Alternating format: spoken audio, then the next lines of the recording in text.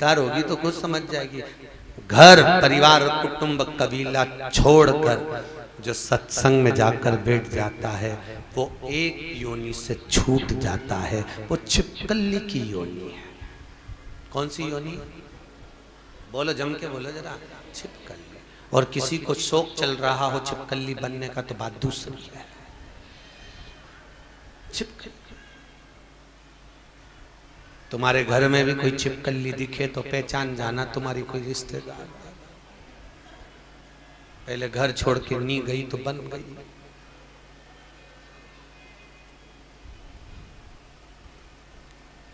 South में छिपकली के भी मंदिर बनते हैं, देखा है? बैतूल में भी बनाए, बालाजीपुरम में छिपकली का मंदिर। अब वो छिपकली का मंदिर उन्होंने इस हिसाब से बनाया कि वो लक्ष्मी के भाव से, प्रसन्नता के भाव से, पर उनको कौन समझाए कि गरुड़ पुराण में छिपकली का चरित्र इसलिए लिखा गया कि जो आसक्तियों में मरा, परिवार कुटुंब कबीला नहीं छूटा, कभी तीर्थ नहीं गई, कभी व्रत नहीं गई, कभी दान नहीं करा, कभी पुण्य नहीं करा, कभी सत्कर्म नहीं करा, जोड़ जोड़ के मर गए, आखिरी में चिपक गए। और छिपकली को तुम कितना ही भगाने का प्रयास करो फिर आ जाती है, झाड़ू से झड़ाओ तो भी आ जाती है, क्योंकि उससे छूटती नहीं। वो एक ट्यूबलाइट के पीछे रहती है तो वहीं ट्यूबलाइट के पीछे कहीं से भी पहुंच जाएगी, कहीं से, उससे छूटता नहीं। कठिन। फिर वही बात, मत बुरे कर्म कर बंदे। अच्छा था, बहुत अच्छा।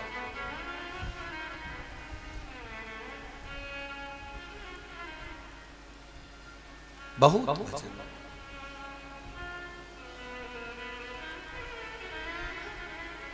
महाराज, जिस तीर्थ में जाओ, जिस भजन में जाओ, वहां का आनंद सुख पाओ। वो कहे हम तेरे शहर में आए हैं मुसाफिर की तरह। बस एक बार मुलाकात का, आगे आपको आता होगा, बोलो तो, मुलाकात का मौका दे दे। एक मुलाकात का, बस एक क्षण। भगवान के 5 दर्शन हैं। कितने दर्शन? मेरे ठाकुर जी के 5 दर्शन। पहला चरण, दूसरा नाभि, तीसरा वक्षस्थल, चौथी शिखा, 5वां नयन। अंतिम बिंदु का दर्शन है नयन का। आखिरी दर्शन नयन का है। नहीं,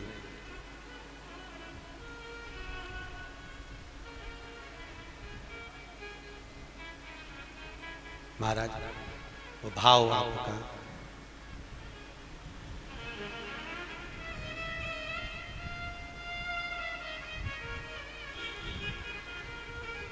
वो कहे ना, मेरे काना तेरी नौकरी सबसे बढ़िया है, सबसे खरी।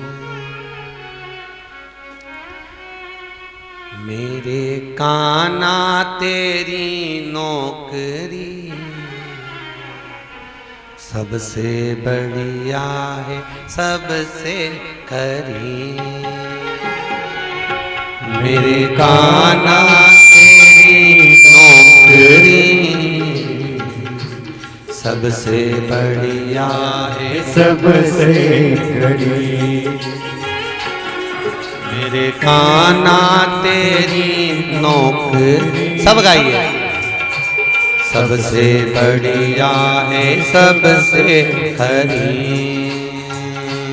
मेरे काना तेरी नौकरी सबसे ताली से बढ़िया है, सबसे खरी। तेरे दरवाजे की चाकरी सबसे बढ़िया है, सबसे खरी। तेरे दरवाजे की चाकरी सबसे बढ़िया है, सबसे बड़ी। मेरे कान्हा तेरी नौकरी सबसे बढ़िया है सबसे खरी। मेरे कान्हा तेरी नौकरी सबसे बढ़िया है सबसे खरी। भाव से ओहो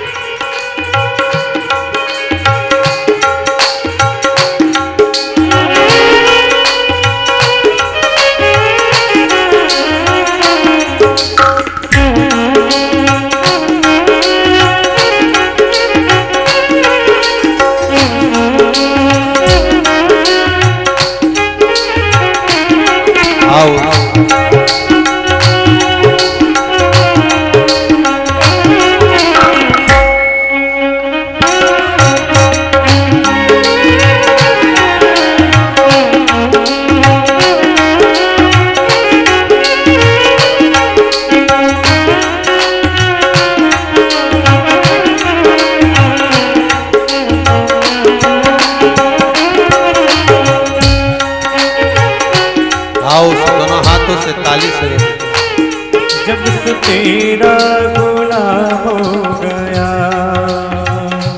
जग में मेरा भी नाम हो गया। जब से तेरा गुलाम हो गया जग में मेरा भी नाम हो गया। वरना औकात क्या थी मेरी, वरना औकात क्या थी मेरी। सबसे अच्छी है सबसे खरी मेरे दरबार की चांदनी। मेरे कान्हा तेरी नौकरी सबसे बढ़िया है सबसे खरी। तेरे दरवाजे की चाकरी सबसे बढ़िया है सबसे खरी। तेरे दरवाजे की चाकरी सबसे बढ़िया है सबसे खरी।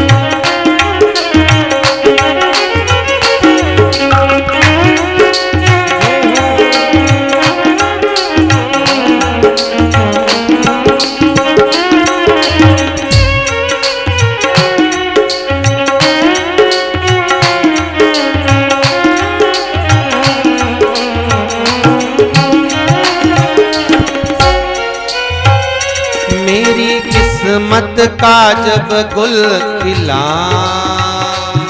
तब जा कर के ये दर मिला। मेरी किस्मत का जब गुल खिला तब जा कर के ये दर मिला।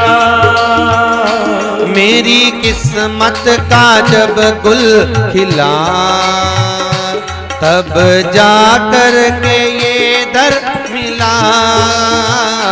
मेरी किस्मत का जब गुल खिला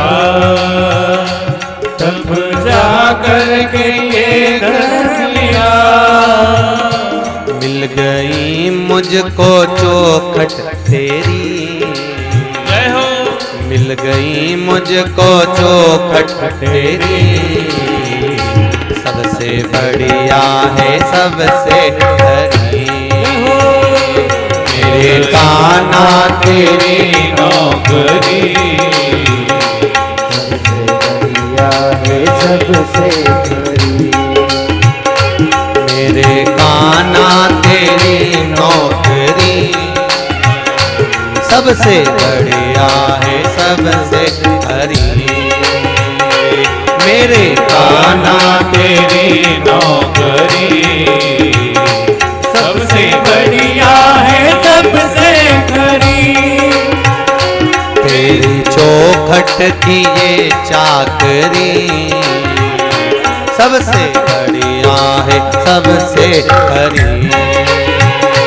तेरे चौखट की में चाकरी, सबसे बढ़िया है सबसे हरी।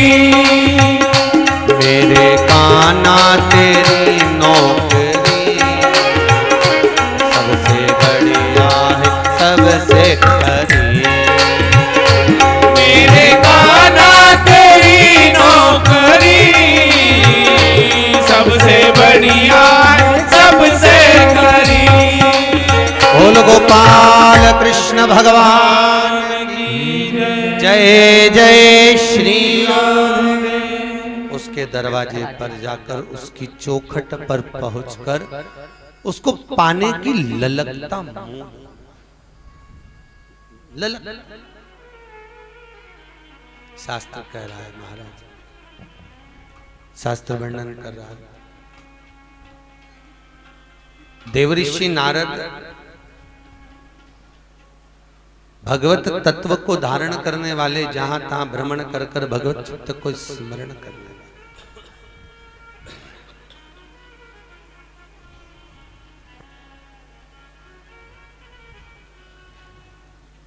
उत्तानपाद और प्रियव्रत,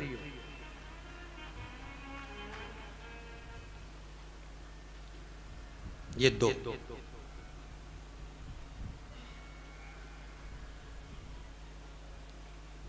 उत्तानपाद की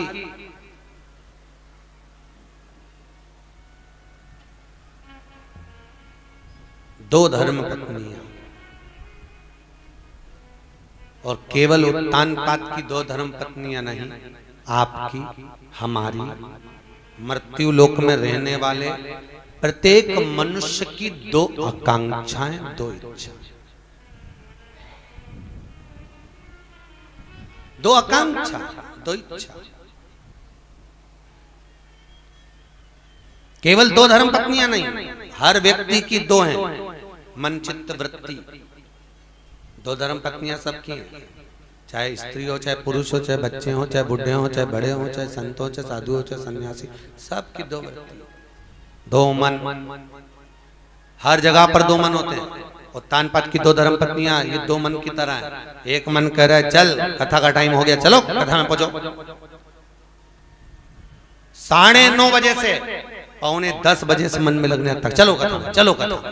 और दूसरा मन कह रहा है अभी तो गुरुजी आएंगे, जब तक एक कप चाय और हो जाए, चलो और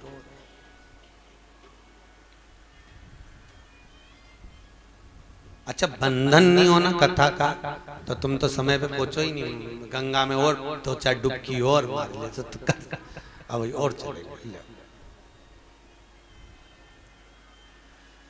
कितना सुंदर पावन तीर्थ है। यहाँ सुखताल में भी बंदर बहुत हैं, वृंदावन में भी बंदर, अरे बोलो तो बहुत है। बंदर भी यहाँ पर रहकर बहुत कृपा कर रहे हैं। जहां तुम फालतू बैठी दिखी, मैं तुम पे झूमे कि जा अंदर भजन कर, मैं झूम।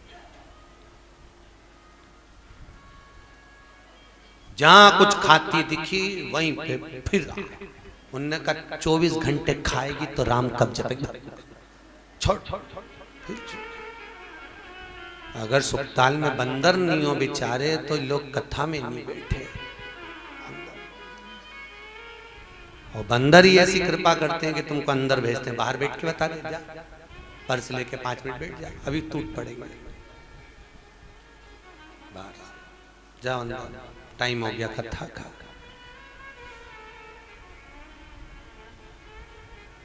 कुछ अगर हम हर चीज में अच्छाई देखेंगे ना तो जीवन का सुख बहुत आनंद में आएगा, बहुत मस्ती में लगेगा, खूब बढ़िया।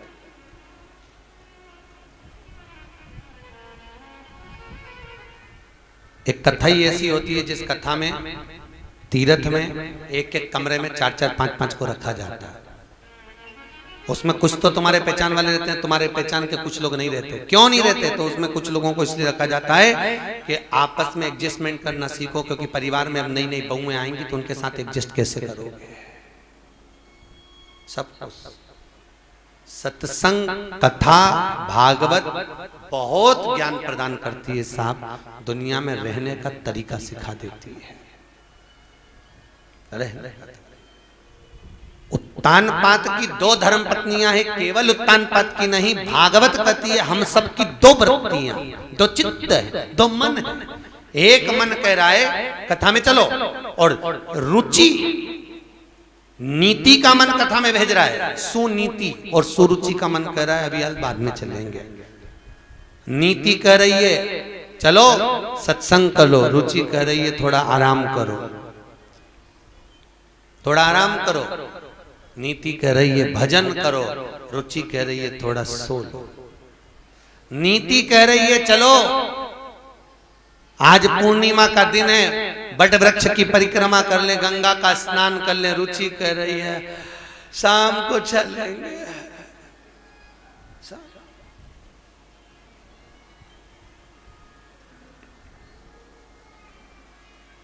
नीति और रुचि।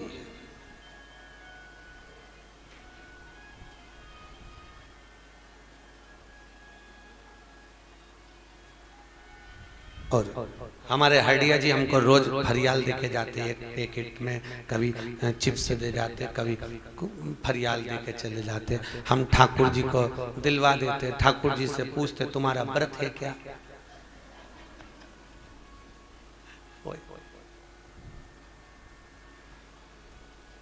रोज फरियाल आ रहा है अंदर तो व्रत है क्या? अच्छा, कई लोग हमसे भी पूछते हैं महाराज जी आप व्रत कर, हम नहीं करते। जी जी हमसे नहीं आए।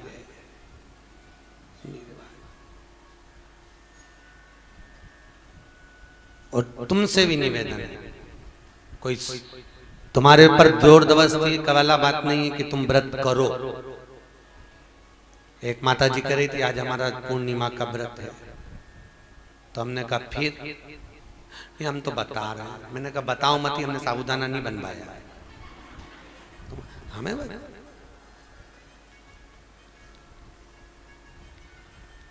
फिर कुछ नहीं महाराज जी केला से काम चला ले। हमने करे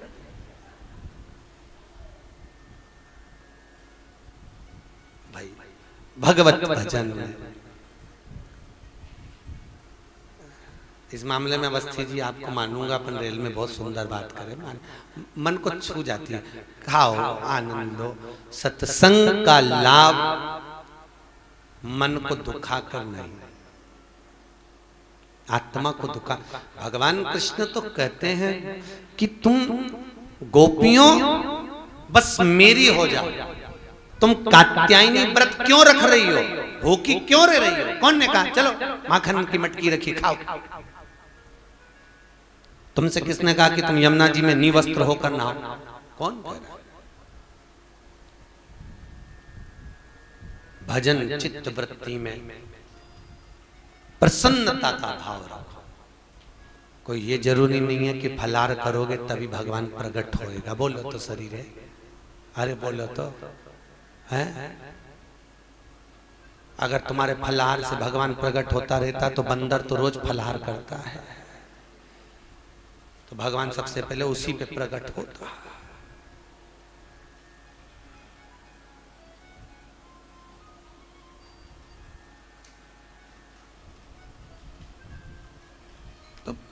प्रागट्यता वो नहीं है, केवल वो कहा ना, बहुत सुंदर बात है। एक व्यक्ति निकल कर जा रहा था, एक गुलाब का पौधा दिखा, कितना सुंदर गुलाब का फूल है, पर इसमें कांटे नहीं होते तो कितना अच्छा होता। और आगे गया, कोयल देखी कितना सुंदर बोलती है, पर काली नहीं होती तो कितना अच्छा होता। और आगे गया, समुद्र का जल कितना सुंदर है, पर खारा नहीं होता तो कितना अच्छा होता। समुद्र का जल, कोयल और गुलाब का फूल, तीनों ने मिलकर कहा, रे इंसान, तुझ में बुराई देखने की आदत नहीं होती तो तू कितना अच्छा होता, क्योंकि तेरी पूरी जिंदगी तूने बुराई देखी। बस शास्त्र ये कहता है, आत्मा शुद्ध रखो, मन पवित्र रखो, तो परमात्मा को मिलने में देरी नहीं लगेगी, परमात्मा मिल जाएगा। हम कौन से कपड़े पहने कि दुनिया को अच्छे लगे, ये हमारे भीतर की बात है। हर व्यक्ति ये सोचता है, आज मैं कौन से कपड़े पहनूं जो अच्छी लगूंगी, आज मैं कौन से कपड़े पहनूं जो अच्छा लगूंगा। हम कौन से कपड़े पहने कि दुनिया को अच्छे लगे। एक बार मन में सोचना कि हम कौन सा कर्म अच्छा करें कि परमात्मा को अच्छे लगे। हमारा कर्म ऐसा होना चाहिए कि भगवान को हम अच्छे लगना चाहिए। भले हम सत्संग में पहुंचे ना पहुंचे, हम कथा में पहुंचे ना पहुंचे, हम कुछ करें ना करें, पर हमारा कर्म इतना सुंदर हो कि हम परमात्मा को अच्छे लगना चाहिए। वहां पे भले कपड़े पहन के, आखिरी में क्या करके भेजते हैं, अच्छे नीला के कपड़े पहना के, इत्र मित्र लगा के, परफ्यूम छिड़क के, सब मेहंदी वगैरह सब लगा लुगू के भेजते हैं। पर परमात्मा तक जब जाते हो तो वो सब चीज जाती है क्या? सब उसका तात्विक सुख क्या?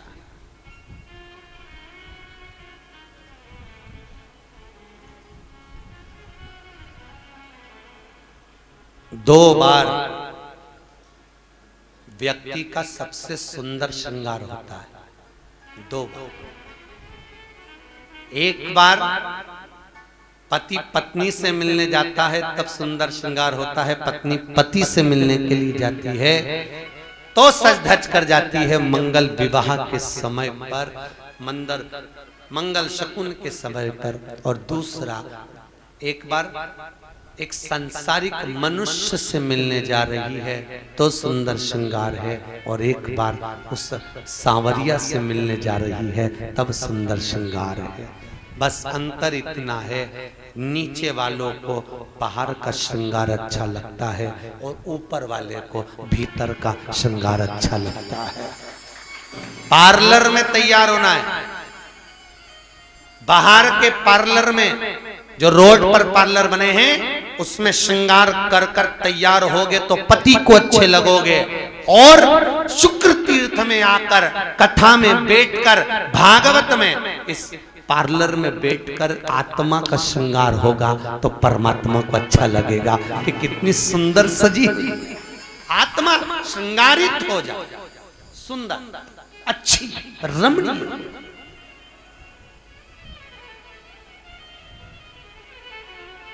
भाव का श्रृंगार होना चाहिए। हमारे यहाँ पर माउंट आबू वाले अग्रवाल जी आए हुए हैं, बैठे हैं, तो माउंट आबू से और भी है, सुमित्रा बहन और हमारे जोधपुर से भाई लोग पधारे हुए हैं, गहलोत जी वगैरह, इनका आ रहे हैं। कई गुरु जी हमारा आने का नहीं था तो भी आ गए। तो हमने एक ही बात की, कहीं भाव निर्मलता का होता है तब परमात्मा खींचकर, फिर वही वाली बात आ गई, जिसको मनुष्य चुनता है वो संसद में जाकर बैठता है, और जिसको मेरा सांवरिया चुनता है वो सत्संग में जाकर बैठता है। आप भगवान के चुने हुए हो इसलिए यहां बैठे हो, उसने आपको चुना है, आप यहां पहुंच गए। भगवान शास्त्र रीति हमारा आनंद सुख यहाँ पर चरणारविंद का स्मरण कराता हुआ कहता है, ध्रुव जी महाराज का जन्म माता सुनीति के गर्भ से हुआ है, सुरुचि के गर्भ से उत्तम पैदा हुआ है। क्यों? शास्त्र कहता है एक भक्त का जो जन्म होता है वो नीति के मार्ग से होता है, रुचि के मार्ग से। रुचि मार्ग को विभाजित करती है, नीति पथ को निश्चित करती है। और सुनीति के गर्भ से जो बालक हुआ वो ध्रुव जी महाराज ने तप करा, माता के कहने पर साधना में लीन होने के लिए अतुक आनंद हुआ। पिता की गोद में बैठने गया था, छोटी माँ ने धक्के मार कर निकाल दिया। कभी कभी परिवार के लोग भी हमको ज्ञान प्रदान करा देते हैं। ध्रुव जी महाराज को ज्ञान कब मिला? जब छोटी माँ ने धक्के मार कर निकाला। हमारा पुत्र मोह, हमारा बहू के प्रति मोह, हमारे परिवार के प्रति आसक्तियां हमको जब छूटती हैं, जब बहू ताने दे देती है, बेटा शब्द कह देता है, परिवार वाले कुटुंब वाले जब ताने देते हैं, तब आसक्तियां छूट जाती हैं।